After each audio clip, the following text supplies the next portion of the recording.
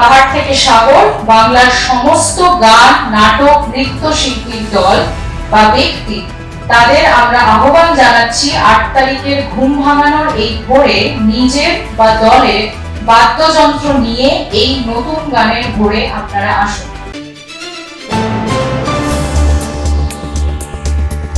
চিকিৎসকদের রাজভবন অভিযান।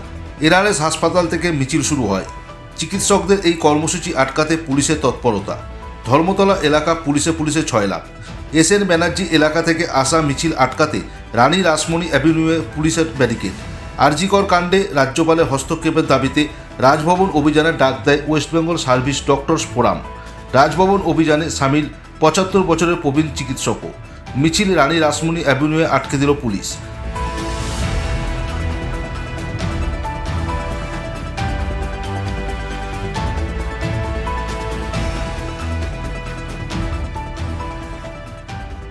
পাশাপাশি আগামীকাল রবিবার আবার রাত দখলের কর্মসূচি। সঙ্গীত শিল্পীদের এই কর্মসূচিতে যোগ দেওয়ার আহ্বান করা হয়েছে। ৯ সেপ্টেম্বর সুপ্রিম কোর্টে আরজিকর মামলার শুনানি। তার আগের দিন এবং ওই দিনও নানান প্রতিবাদ কর্মসূচি আছে।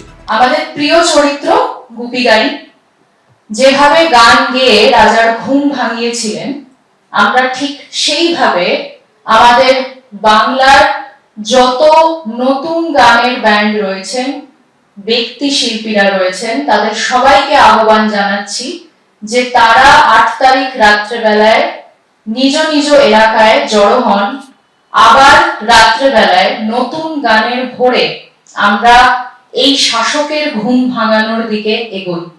৮ই সেপ্টেম্বর তিলোত্তমার স্কুল থেকে একটি কল রয়েছে, অকিউপাই ধর্মতলা, সেই পোস্টার আমরা দেখেছি, সেই কলেও আমরা থাকার চেষ্টা করব এবং তার সঙ্গে সুপ্রিম কোর্টের যেহেতু পরবর্তী শুনানি ৯ তারিখ, তাই ৮ তারিখ রাত্রেবেলায়ও আমরা এই ডাকটা দিচ্ছি।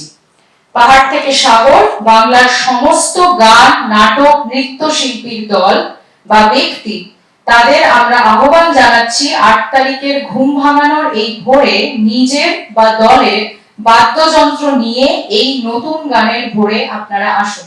ব্যুরো রিপোর্ট, রটারি সংবাদ।